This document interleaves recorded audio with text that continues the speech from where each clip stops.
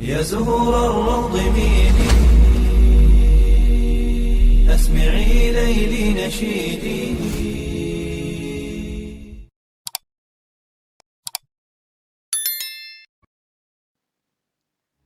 Assalamualaikum warahmatullahi wabarakatuh. Syukur alhamdulillah, dalam kesempatan yang mulia ini kita masih diberikan banyak kenikmatan sehingga kita dapat berjumpa kembali di channel ini. Marilah kita senantiasa bersolawat serta salam kepada junjungan kita semua, yaitu baginda Nabi Muhammad sallallahu alaihi wasallam. Allahumma sholli ala sayyidina Muhammad wa ala ali sayyidina Muhammad. Doa dan harapan saya, semoga sahabatku semuanya selalu diberikan kesehatan, diampuni dosa-dosanya, dikabulkan segala doa dan hajatnya, serta dilapangkan rezekinya oleh Allah Subhanahu wa Ta'ala. Amin ya Rabbal Alamin. Sahabatku yang dirahmati oleh Allah Subhanahu wa Ta'ala, ada sebuah maksiat yang banyak dilakukan oleh manusia, yang kebanyakan mereka tidak menyadari perbuatan ini dapat meruntuhkan semua ibadahnya, yang dapat tertolak semua ibadahnya kepada Allah Subhanahu wa Ta'ala. Walaupun dia seorang ahli ibadah sekalipun, ahli zikir, ahli puasa, dan ahli tahajud, akan tetapi kalau dia melakukan perbuatan ini, ibadahnya tidak diterima oleh Allah Subhanahu wa Ta'ala. Bahkan dia selalu di dalam murkanya Allah dan murkanya Rasulullah sallallahu alaihi wasallam, sebagaimana yang terdapat dalam kitab Al-Jauhar Al-Mauhub wa Munabbihat Al-Qulub, yaitu karya Allamah Syekh Ali bin Abdurrahman Al-Kalantani rahimahullah, pada halaman 157. Di masa kenabian Nabi Muhammad sallallahu alaihi wasallam, dulu ada seorang lelaki yang bernama Alqamah. Dia seorang yang rajin dalam masalah ibadah sholat, puasa, dan sedekah. Namun suatu waktu dia jatuh sakit yang teramat parah, tepatnya dalam keadaan sakaratul maut. Namun entah kenapa Alqamah yang taat itu kesulitan untuk melafalkan kalimat La ilaha illallah, hingga sang istri meminta tolong kepada seseorang untuk menemui Rasulullah untuk menyampaikan pesan tentang keadaan suaminya pada Rasulullah sallallahu alaihi wasallam.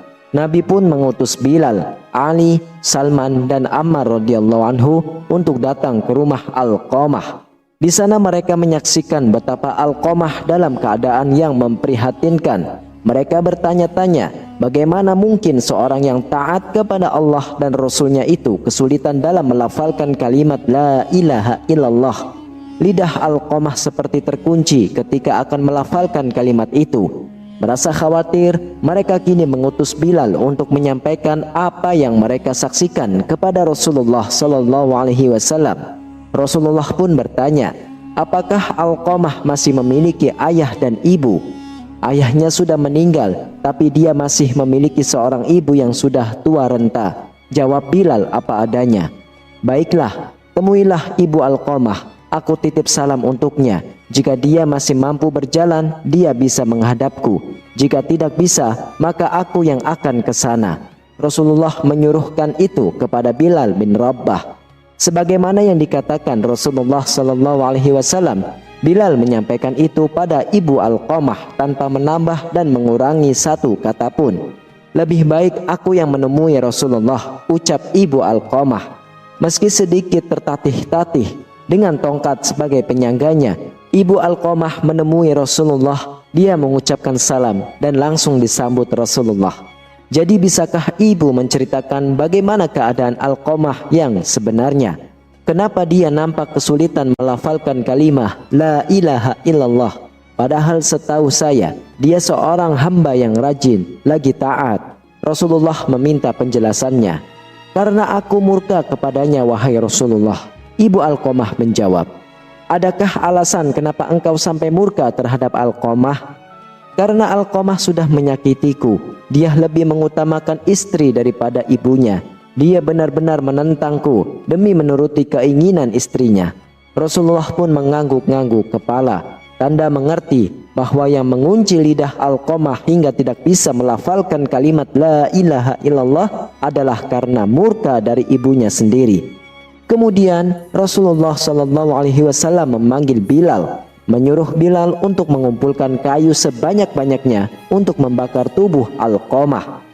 "Ya Rasulullah, kenapa engkau mau membakar putraku di depan mataku? Bagaimana perasaanku nanti?" tanya ibu Alqamah sedih. Bagaimanapun seorang ibu mana bisa melihat putranya dibakar di depan matanya sendiri. "Wahai ibu Alqamah, sejatinya siksa Allah nanti di akhirat akan lebih kejam. Segala amal yang dilakukannya selama ini tidak dapat diterima oleh Allah karena terhalang akan siksamu. Kebajikan yang dilakukan jadi tidak berguna dan tidak bisa membantu selamat dari api neraka." Rasulullah pun menjelaskannya, "Jika engkau ingin putramu selamat dari api neraka, kau harus merelakan apa yang telah aku lakukan." "Baiklah Rasulullah, aku akan memaafkan putraku. Aku sungguh tak sanggup mengetahui jika anakku akan masuk neraka karena diriku." Ibu Alqamah berucap dengan sungguh-sungguh. Rasulullah Shallallahu Alaihi Wasallam lalu memerintahkan Bilal untuk mengecek keadaan Alqamah, memastikan apakah Alqamah sudah bisa melafadzkan kalimat la ilaha illallah atau belum. Karena jika sang ibu mengatakan semua itu hanya karena malu bukan dari hatinya, maka apapun bisa terjadi. Namun ternyata ibu Alqamah sungguh tulus telah memaafkan putranya. Karena ketika Bilal sampai di pintu rumah Alqamah, dia mendengar Alqamah mengucapkan kalimat la ilaha illallah. Bilal lalu masuk dan memberitahu apa yang sebenarnya telah terjadi pada keadaan Alqamah itu. Entah lidah Alqamah yang terkunci tidak bisa mengucapkan kalimat syahadat karena mendapat murka dari ibunya. Bahwa segala amal yang dilakukan Alqamah tak dapat menolongnya karena murkanya seorang ibu kepada anaknya. Dan hari itu setelah ibunya memaafkan Alqamah, dia pun kembali ke rahmatullah. Dia lalu dimandikan, dikafani, dan disolatkan oleh Rasulullah Sallallahu Alaihi Wasallam.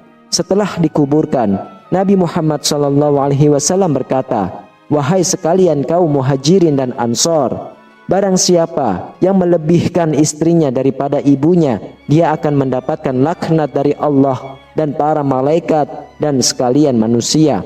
Allah tidak akan menerima amalnya sedikit pun kecuali kalau dia mau bertaubat dan berbuat baik kepada ibunya serta meminta ridhonya. Karena ridhonya Allah tergantung pada ridhonya dan kemarahan Allah tergantung pada kemarahannya." Sahabatku yang dirahmati oleh Allah, inilah dosa yang sangat besar yang dapat tertolak semua ibadah-ibadah yang lain, yaitu tidak mendapatkan keridhaan dari kedua orang tua, durhaka kepada ibu dan durhaka kepada ayahnya. Pada akhirnya kita semua memohon kepada Allah Subhanahu wa taala, semoga Allah menyelamatkan kita semua, menyelamatkan orang-orang yang kita cintai dari termasuk ke dalam golongan orang yang durhaka kepada kedua orang tua. Amin, amin ya rabbal alamin. Semoga kisah ini menjadi pelajaran dan ikhtibar untuk kita agar lebih menyayangi dan mengasihi kedua orang tua kita. Demikianlah, hanya ini yang bisa saya sampaikan. Semoga bermanfaat. Wallahu a'lam bishawab. Wassalamualaikum warahmatullahi wabarakatuh.